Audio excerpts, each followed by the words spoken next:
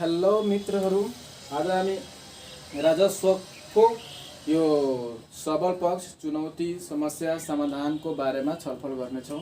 अब यहाँ हामीले राजस्वको सबल पक्षलाई हेर्दा सबभन्दा पहिला कुरा बुझ्नुपर्छ, सबल पक्षमा के कुराहरू लेख्नुपर्छ, के कुरा लेख्दा सही हुन्छ। सबल पक्ष भन्नुको अर्थ यहाँ जुन व्यवस्थाहरू छ र जसले यो राजस्व सङ्कलनमा व्यवस्थापनमा सहयोग पुग्ने गर्छ, त्यही नै यसको सबल पक्ष हो। एक नम्बरमा हेर्दा हामीले यो संवैधानिक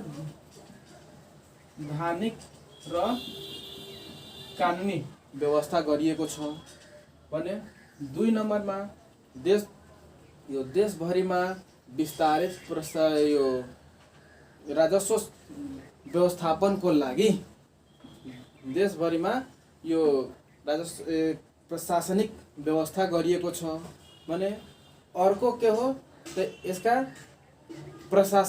विशिष्ट प्रशासकीय संयन्त्र रहेको, जस्तै लोकसेवाहरूले यो राजस्वको लागि छुट्टै एउटा यो विज्ञापन गरेको हुन्छ हैन। अब विज्ञापन गर्दा छुट्टै राजस्वको उल्लेख गरिएको हुन्छ, राजस्वको लागि यति भनेर। अर्को हेर्दा यो हाम्रो जो राजस्व व्यवस्थापन प्रणाली हो, यसमा यो तपाईको डिजिटलाइज हुँदै गएको छ भनेको राजस्व प्रणाली डिजिटलाइज हुँदै गएको।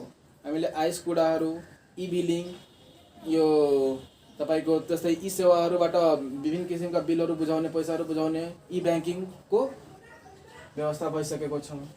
5 नम्बरमा हेर्ने हो भने हाम्रो यो जुन राजस्व सम्बन्धी विभिन्न छुटहरू, करका छुटहरू दिइएको छ। कर छुटले यसमा फाइदा के पुगेको छ भन्दाखेरि, यो कर छुट दिएर एउटा सेक्टरलाई कर छुट दियो भने त्यो सेक्टरले थुप्रै रोजगारका, थुप्रै व्यापारिक क्षेत्रका, थुप्रै आय आर्जनका कार्यहरू गर्ने गर्दछन्, जसको कारणले यहाँ हाम्रो देशमा राजस्व सङ्कलनमा सहयोग पुग्ने गरेको छ। 6औँमा हेर्ने हो भने यसका सबल पक्ष, यो राजस्व व्यवस्थापनको लागि यो स्वैच्छिक करदाता सहभागितालाई प्रोत्साहित गरिएको छ हैन। करदाताले आफैले क्याल्कुलेसन गरेर कर बुझाउने प्रक्रिया छ। अर्को यो करदाताहरूलाई विभिन्न प्रगतिशील करहरूको व्यवस्था गरिएको छ। ठीक छ, विभिन्न प्रगतिशील करहरूको व्यवस्था गरिएको छ भने हामीले अझै यसलाई बुझ्ने हो भने यो जुन कर व्यवस्थापन प्रणाली हो, यो कर व्यवस्थापन प्रणालीमा करको दरलाई घटाउँदै लगिएको छ र दायरा बढाउँदै लगिएको छ हैन।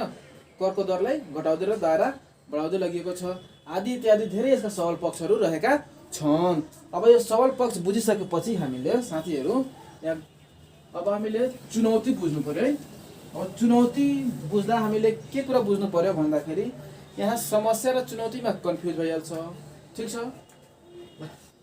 पहिला चुनौती बुझौँ, त्यसपछि समस्या आफै बुझिन्छ। अब हेर्नुहोस्, हामीले यहाँ जुन राजस्व व्यवस्थापन छ यसमा नीतिगत समस्या रहेको छ हैन। यो समसामयिक नीति नबन्ने भन्नुको अर्थ, अब समसामयिक नीति बनाउनु पर्ने चुनौती हो, काम गर्नुपर्ने हुन्छ, 1 नम्बर।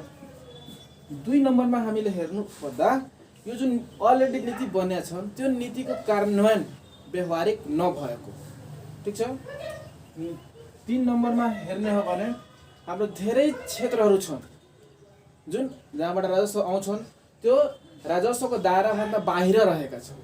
ठीक छ, भनेको अनौपचारिक क्षेत्रहरू राजस्वको दायराभन्दा बाहिर रहेको, जसलाई राजस्वको क्षेत्रभित्र ल्याउनु पर्ने हैन। यो पनि चुनौती हो।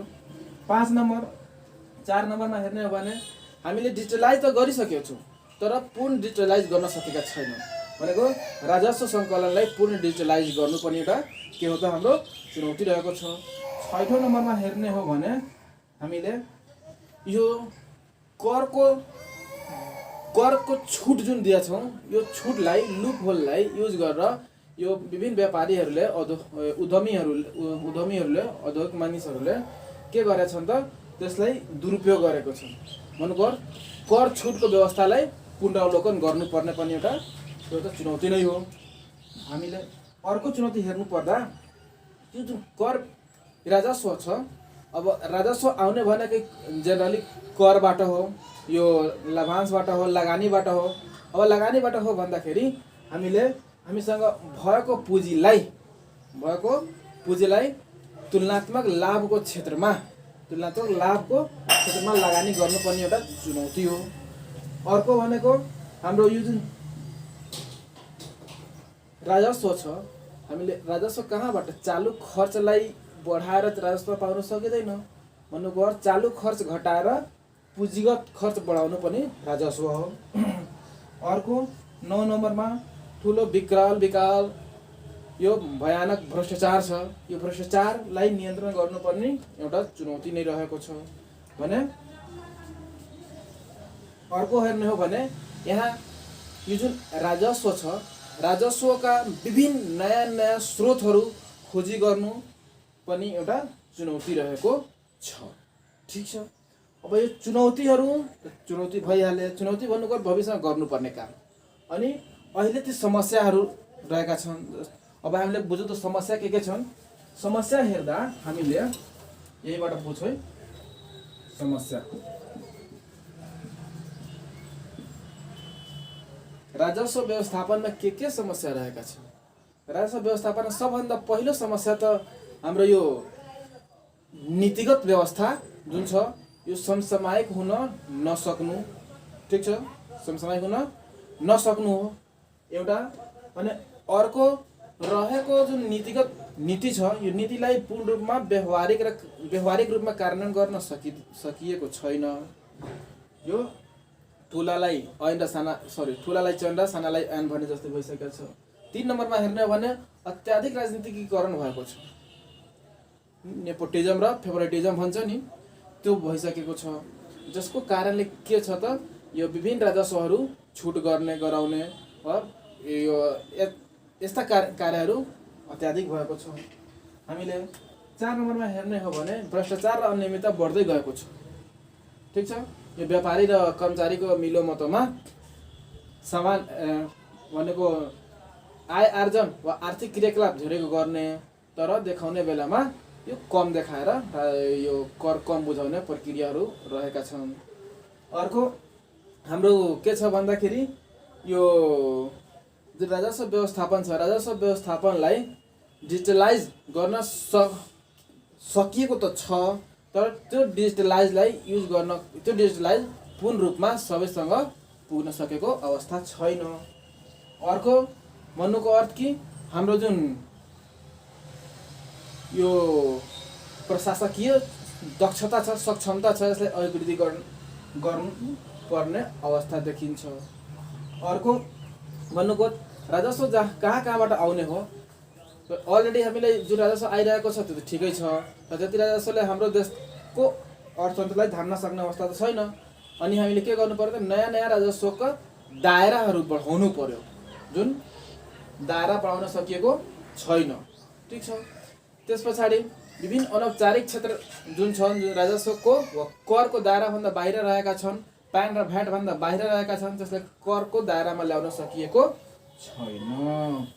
अर्को हेर्ने हो भने हाम्रो जुन यो राजस्व व्यवस्थापन छ, राजस्व व्यवस्थापनका जुन यो समसामयिक कुरा के छ भन्दाखेरि हाम्रो यो मानिसहरूलाई राजस्व बुझाउनु पर्छ भन्ने बोध नै छैन कि राजस्वबाट हामीलाई नै फाइदा हुन्छ, देशलाई फाइदा हुन्छ भन्ने कुरा यो राजस्वले समस्या छ।